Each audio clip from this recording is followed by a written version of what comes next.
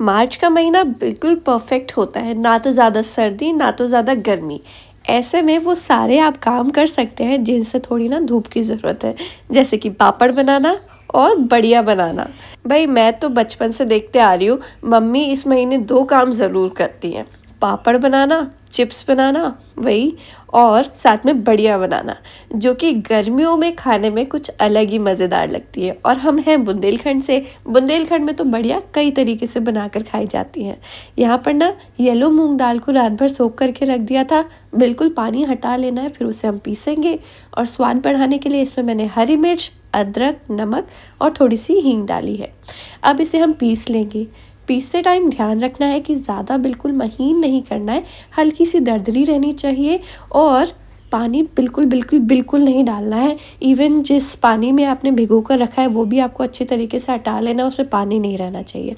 क्योंकि जब मूंग दाल पानी में सोक करते हैं ना हम, तो वो इतना पानी और अपने आप पी लेती है कि आराम से पिस सके। ज़्यादा पतला हो जाएगा ना आपका ये पेस्ट, फिर बढ़िया बनाने में बहुत मुश्किल होती है, फिर अच्छी भी नहीं बनती, बहुत ठोस बनती है। मेरे तरीके से बनाएंगे तो बढ़िया बहुत अच्छी बनती है। जब आप इसे सब्ज़ी में डालकर खाएंगे तो मतलब ऐसी कड़क नहीं रहती है, मुंह में अच्छी तरीके से घुलने वाली रहती है, एक बाइट के साथ घुलने वाली जिसे आप कह सकते हैं। ऐसे ही घुल जाएगी तो वो बड़ी किस काम की है ना। ऐसे तो आप बेसन भी डाल सकते हैं। तो 2 बारी में मैंने यहाँ पर दाल को पीस लिया है। अब दाल को हम थोड़ी देर अच्छी तरीके से फेंट लेंगे ताकि उसमें एयर आ जाए और काफ़ी हल्की और फूली फूली हमारी बड़ियाँ बने, अदरवाइज़ वो ना पिचक जाएंगी। तो उसे फेंटना बहुत ज़रूरी है, ध्यान रखिएगा। बैटर आपका गाढ़ा होना चाहिए।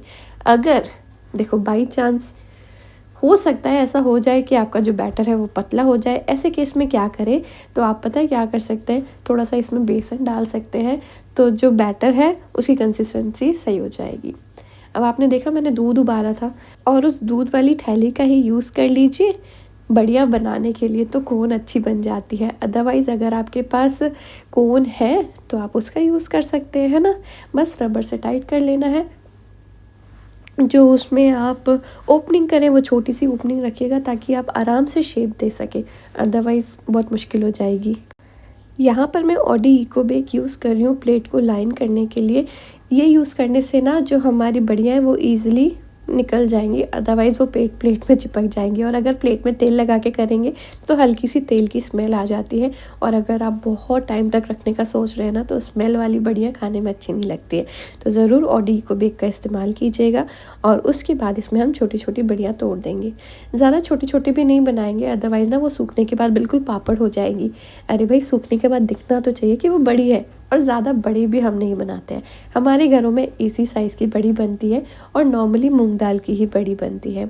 कई लोग तो उड़द दाल की भी बड़ी बनाते हैं। आई नो राजस्थान और पंजाब साइड तो उड़द दाल की बड़ी थोड़ी बड़ी बड़ी साइज़ की बनती है, पर हमारे यहाँ यही बनती है, तो जो बचपन से खाते आ रहे हैं वही बनाएंगे।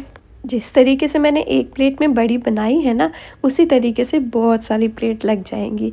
आप चाहे तो डायरेक्ट एक पॉलीथीन के ऊपर भी बना सकते हैं, उसमें भी बहुत आसान रहता है, ठीक है।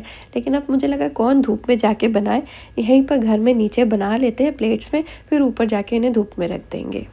बढ़िया बहुत सारी थी तो भाई ने हेल्प की थी बनाने के लिए, तो चलिए अब हेल्प करेगा ऊपर रखने में भी, नहीं तो मुझे 2-3 चक्कर लगाने पड़ेंगे।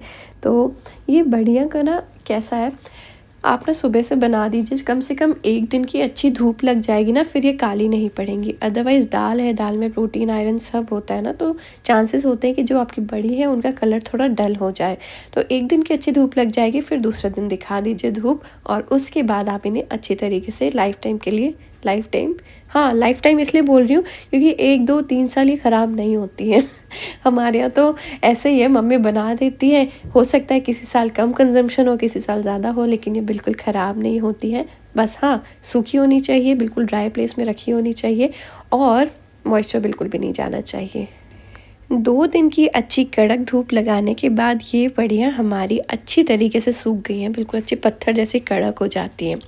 और हम क्योंकि वही बुंदेलखंड से हैं, हमारे घर आलू टमाटर की सब्ज़ी हर तीसरे चौथे दिन बन ही जाती है। तीसरे चौथे दिन इसलिए बोल रही हूँ क्योंकि मैं बनाती हूँ, मेरे ससुराल में हर दूसरे दिन बनती है आलू टमाटर की सब्ज़ी।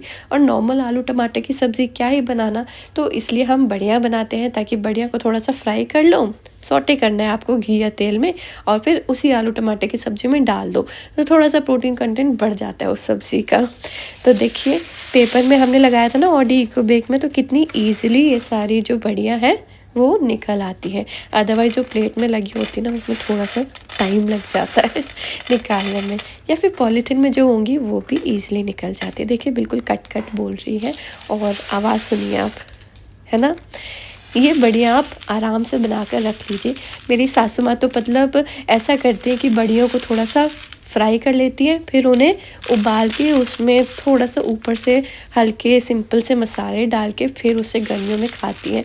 कभी कभी उसमें इमली का पानी भी डाल देती है, अलग अलग तरीके से बनाती है। इस बारी गर्मियों में मम्मी आएंगी ना, तो आप सभी को ना वो चीज़ शेयर करूँगी कि मम्मी किस तरीके से बनाती है। क्या आपके घर में बड़ी बनाई जाती है और आप लोग खाते हैं? आपको पसंद है क्या? ज़रूर बताइएगा। एन्जॉय।